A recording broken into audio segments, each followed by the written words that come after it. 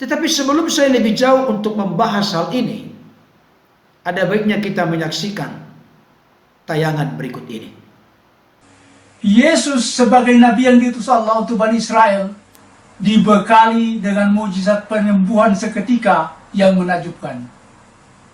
Dan perlu dicatat, Yesus percaya bahwa mujizat adalah milik Allah. Setiap kali ingin menggunakannya, Yesus memohon kepada Allah. Jadi, apa yang dilakukan oleh Pastor Andi Simon bertentangan dengan apa yang dilakukan oleh Yesus dan dikutuk oleh Yesus. Yesus memohon kepada Tuhan Allah untuk melakukan mujizat. Kalau Allah tidak berkenan, mujizat tidak jadi. Sementara Pastor Andi Simon menodong Yesus yang dia pertuhan untuk menyetujui setiap penyembuhan yang dia lakukan.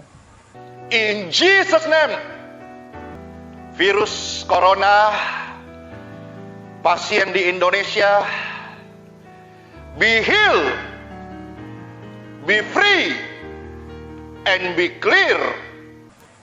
Di hari kiamat, Yesus akan mengutuk dan mengusir Pastor Andi Simon yang melakukan mujizat penyembuhan demi namanya atau dalam namanya. Kepalsuan penyembuhan dalam nama Yesus yang dilakukan oleh Pastor Andi Simon sangat mudah dideteksi. Dalam nama Yesus yang digembar-gemborkan oleh Pastor Andi Simon merupakan variabel pengganggu yang hanya kelihatan hasil palsunya kalau nebeng pada sugesti, sebagaimana yang dilakukan oleh Pastor Andi Simon. Alhamdulillah, Pastor Andi Simon sendiri akhirnya memberikan jawaban atas pertanyaan ini. Berpuluh-puluh kali dia melakukan penyembuhan dengan sugesti, disertai penggunaan ucapan dalam nama Yesus. In Jesus' name. In Jesus' name. In Jesus' name, take it. Hasilnya, banyak orang yang sembuh atau terpengaruh. Tentu, banyak pula yang tidak sembuh, namun dia tidak expose. Nah, pertanyaan yang kemudian muncul, variabel mana yang menentukan kesembuhan atau pengaruh terhadap pasien? Apakah sugesti atau dalam nama Yesus? Pemirsa, akhirnya bukti yang kita harapkan terungkap bersama dengan merebaknya kasus virus corona di seluruh dunia. Kita bersyukur akhirnya COVID-19 inilah yang mengungkap ada atau tidaknya peran variabel dalam nama Yesus dalam penyembuhan yang dia lakukan. Dia mendoakan kesembuhan dalam nama Yesus terhadap pasien COVID-19 di Wuhan. Diberkatilah Wuhan dengan kesembuhan setiap bakteri virus corona. Berhenti. Pemirsa, hasilnya apa? Praktis nol. Ingat Pastor Andi Simon, ketika Anda mendoakan kesembuhan pasien COVID-19 dalam nama Yesus, orang menuntut bukti atas klaim Anda. Kalau tidak ada bukti, apa bedanya doa Anda dengan doa orang-orang yang mengatasnamakan tikus atau setan? Toh, kalau mau sembuh, sembuh juga. Karena sudah tiba waktunya sembuh. Kalau tidak, ya tidak. Bukan karena doa Anda, Pastor Andi Simon. Perbuatan Anda ini menyesatkan umat. Pastor Andi Simon ini pamer kebohongan. Pemirsa, lalu keluar jurus ngiburnya Pastor Andi Simon. Case-nya adalah COVID-19. Nah, kita akan tunggu kesaksiannya bagaimana. Maksimal 2 minggu sejak hari ini. Pastor, mengapa tunggu 14 hari? Ada apa? Pemirsa, ini adalah jurus ngibul Pastor Andi Simon. Mengapa 14 hari? Karena rata-rata pasien yang kena serangan COVID-19 akan sembuh sendiri setelah 14 hari.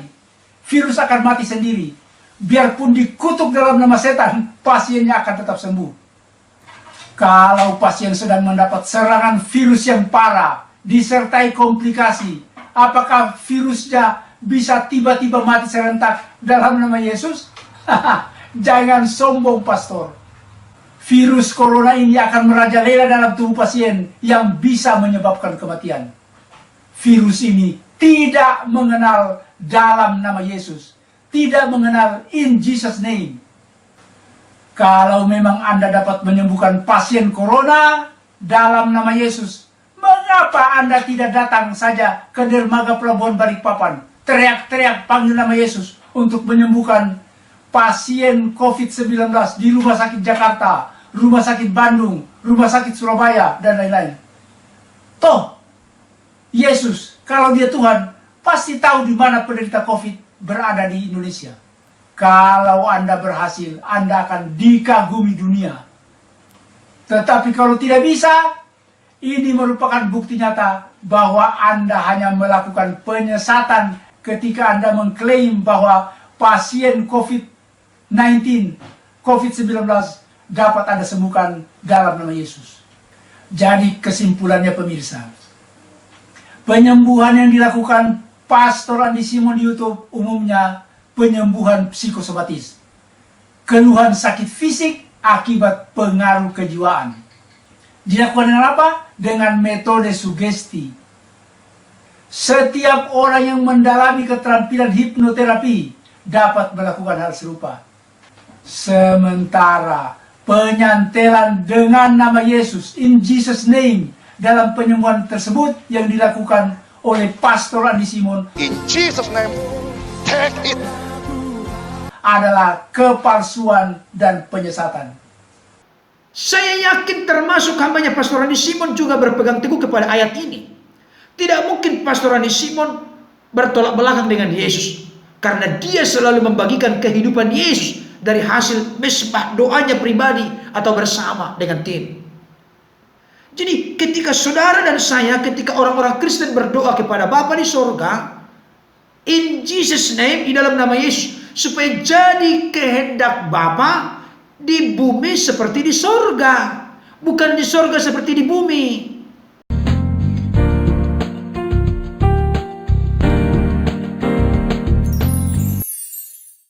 Shalom, salam sejahtera dalam kasih Tuhan kita Yesus Kristus.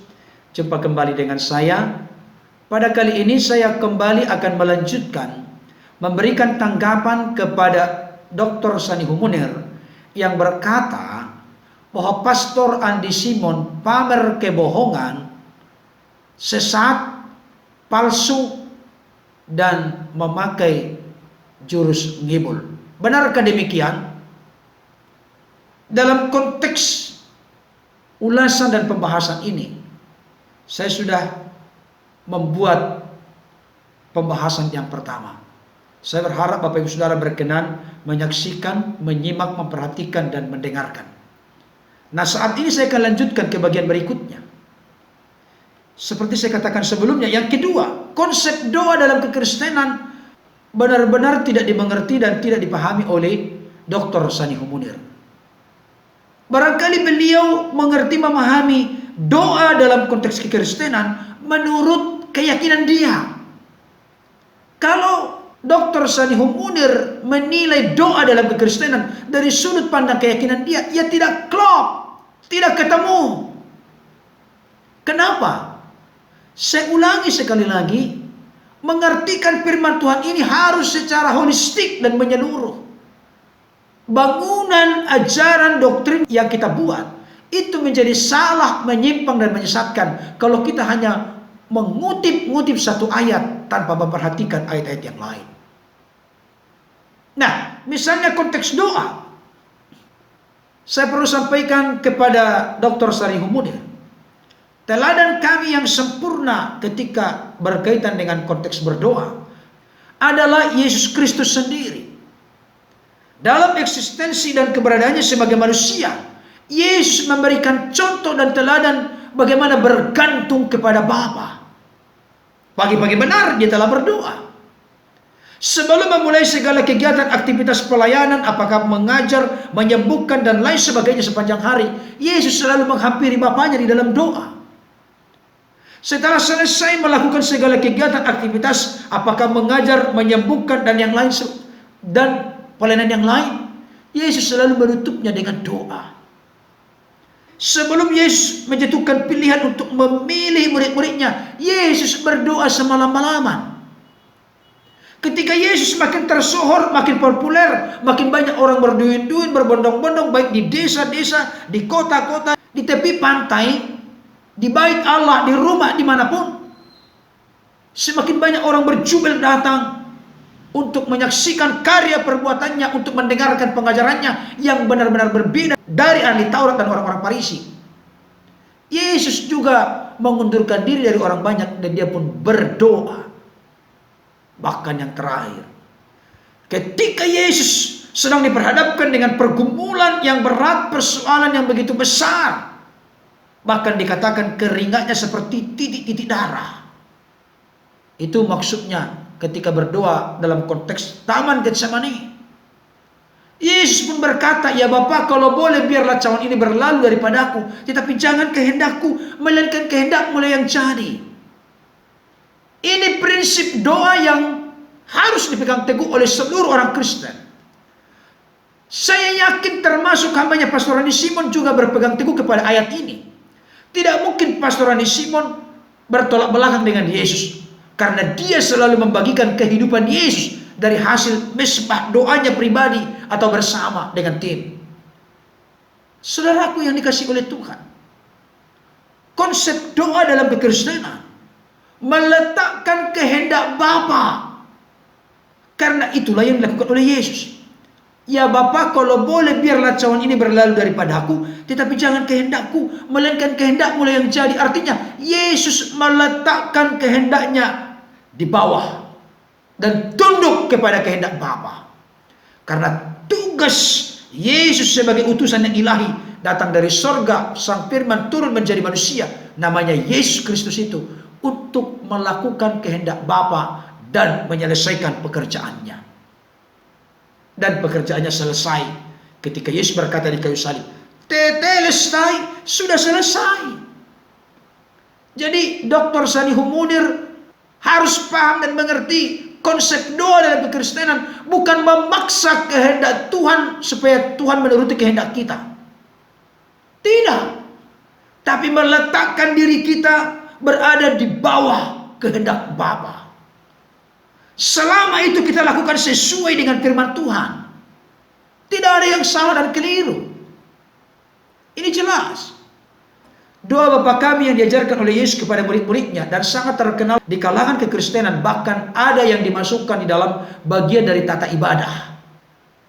Seperti di tempat saya menggembalakan, doa Bapa kami itu dinaikkan setelah berdoa syafaat.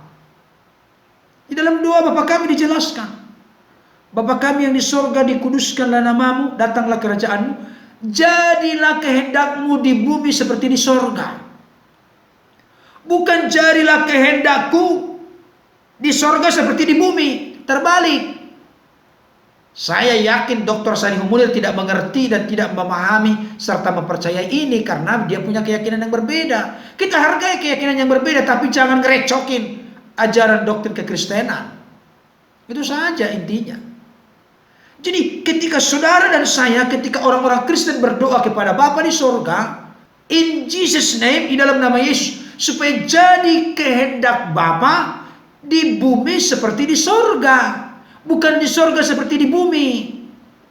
Kacau nanti sorganya. Itu prinsip doa dalam kekristenan, meletakkan kehendak Bapa lebih tinggi daripada segala-galanya, bukan memaksa Bapa supaya mengikuti kehendak orang-orang Kristen, supaya takluk kepada kemauan, keinginan, selera dari orang-orang percaya. Tidak, itu bukan orang percaya namanya. Itu orang yang mencoba membuat Tuhan menjadi hambanya. Padahal yang benar kita adalah hamba Tuhan. Jelasin ya Dr. Sanihu Munir. Jadi bukan memaksa Tuhan mengikuti kehendak kita di dalam doa. Tidak.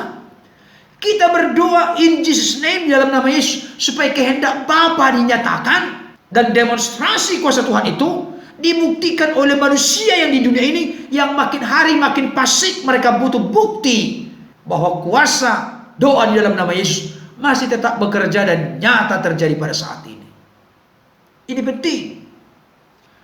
Pastor Andi Simon juga tadi menegaskan ketika dia berdoa tentang virus corona yang di Wuhan, yang di Indonesia, yang di rumah sakit dan lain sebagainya.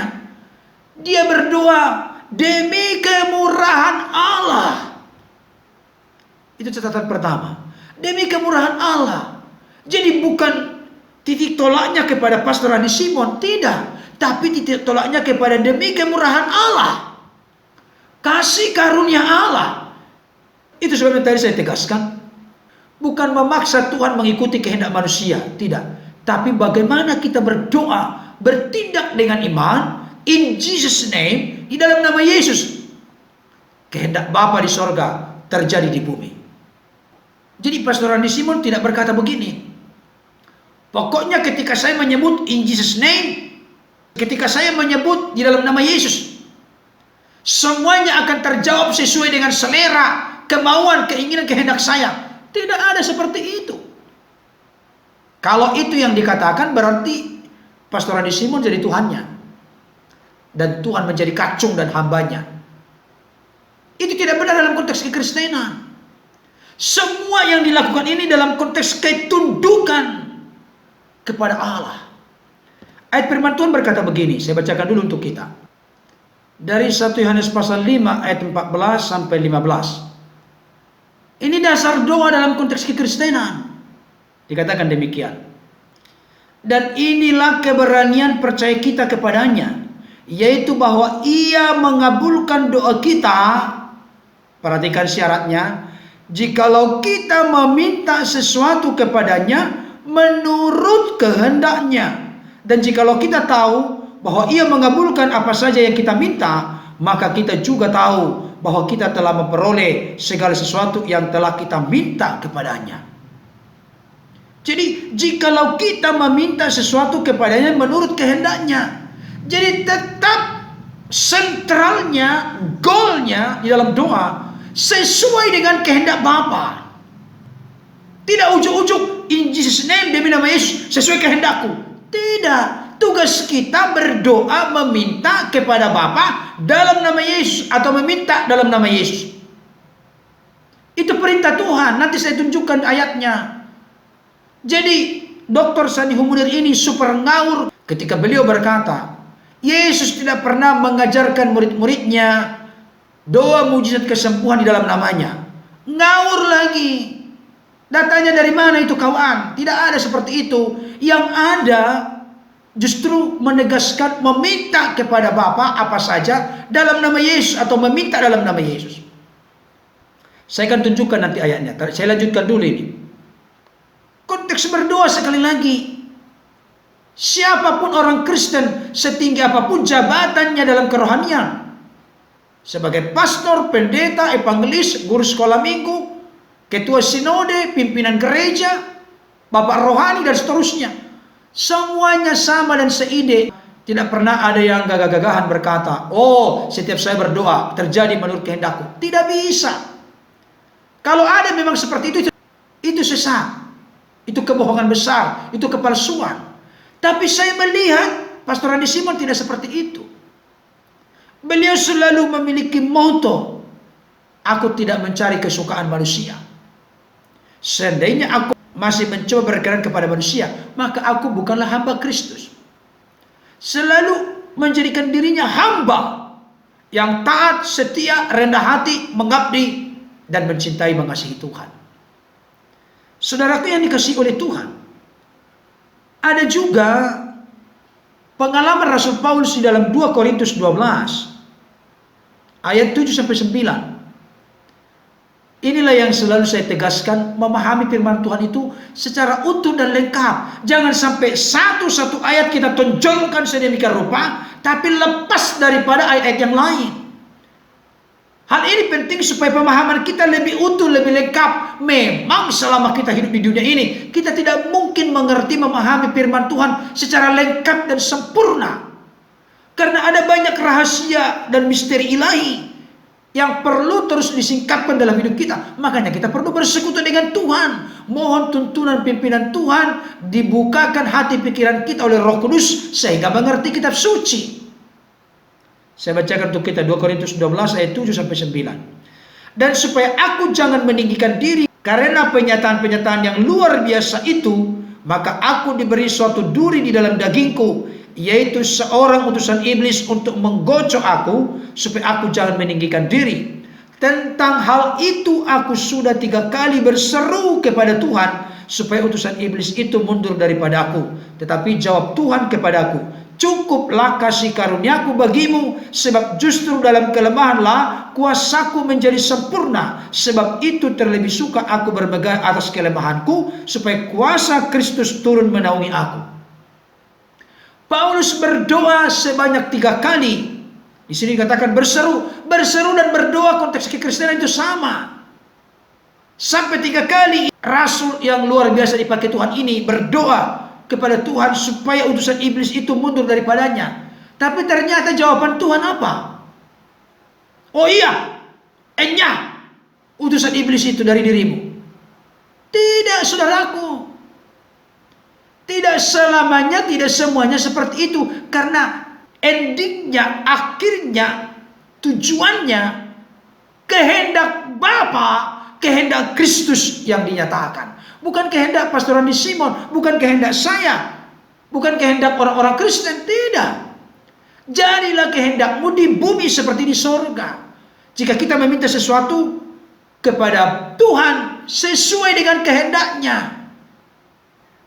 yang dilakukan oleh hambanya Pastor Randi Simon adalah Allah turut bekerja dalam segala perkara mendatangkan kebaikan. Artinya Allah melakukan bagiannya, Pastor Randi Simon melakukan bagiannya, saya melakukan bagian saya, orang-orang Kristen yang lain melakukan bagiannya.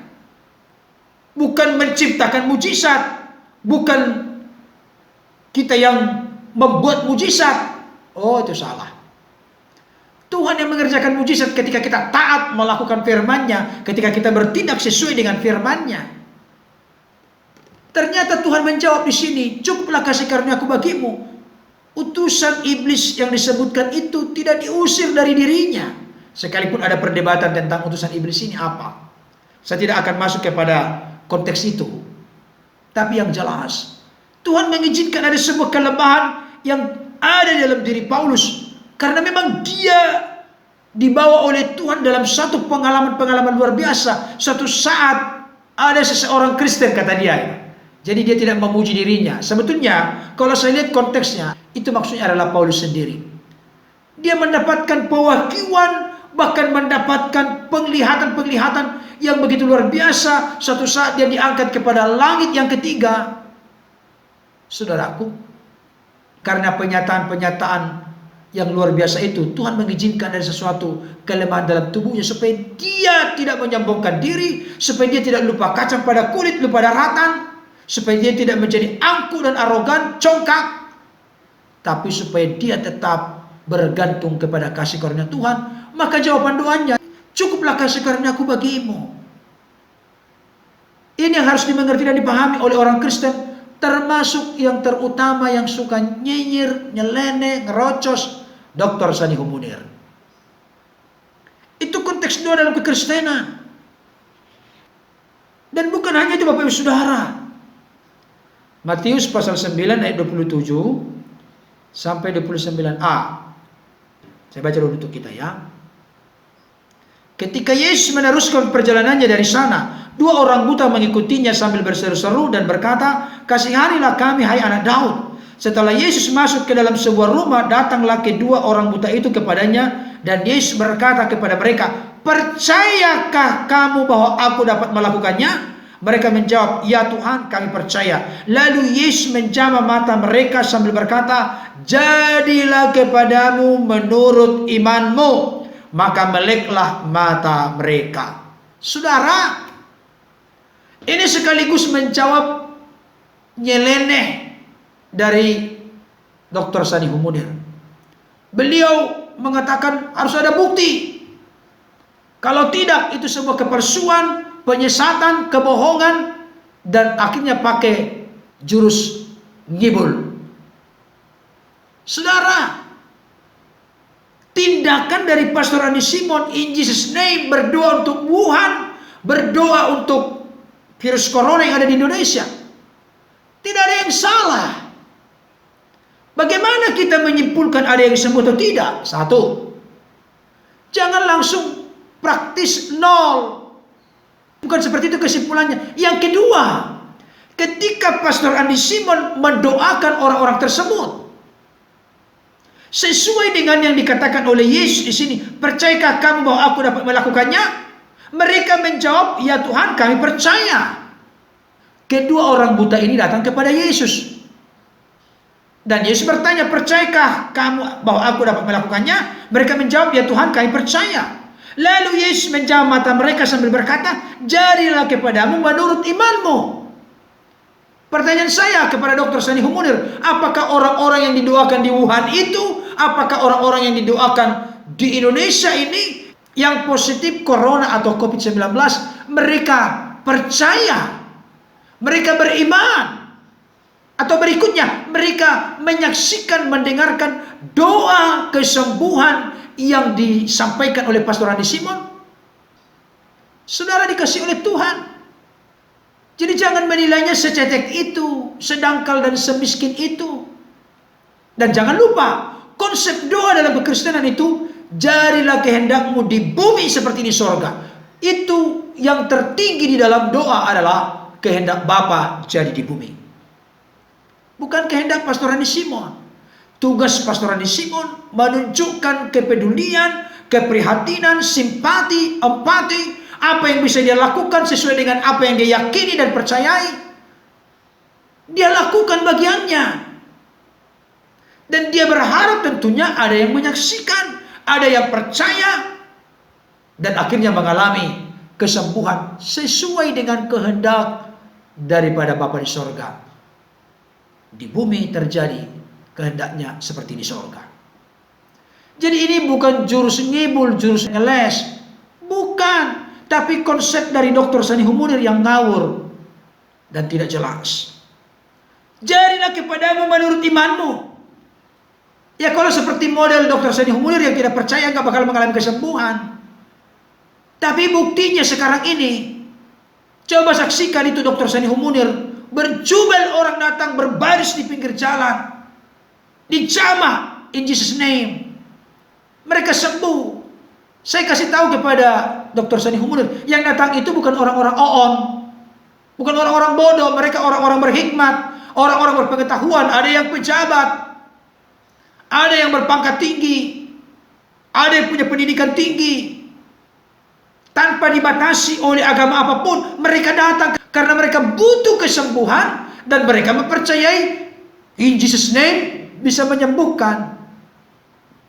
Buktinya ketika mereka datang, banyak di antara mereka yang bersaksi mengalami jamahan, lawatan, pemulihan, kesembuhan, dan demonstrasi kuasa Tuhan. Bagaimana Dr. Sani Humunir menjawab itu? Mereka datang minta didoakan karena mereka percaya. Akhirnya mereka mengalami kesembuhan. Bapak Ibu Saudara yang dikasihi Tuhan, saya akan lanjutkan kepada bagian yang ketiga dalam tanggapan ini. Saya berharap Bapak Ibu Saudara tidak bosan, supaya kita mengupas dan menjawab telak, membongkar kebodohan dan kedangkalan berpikir dari Dr. Sani Humunir ini. Saya punya hak untuk memberikan tanggapan karena beliau mengurusi ajaran kekristenan. Nantikan di bagian berikutnya.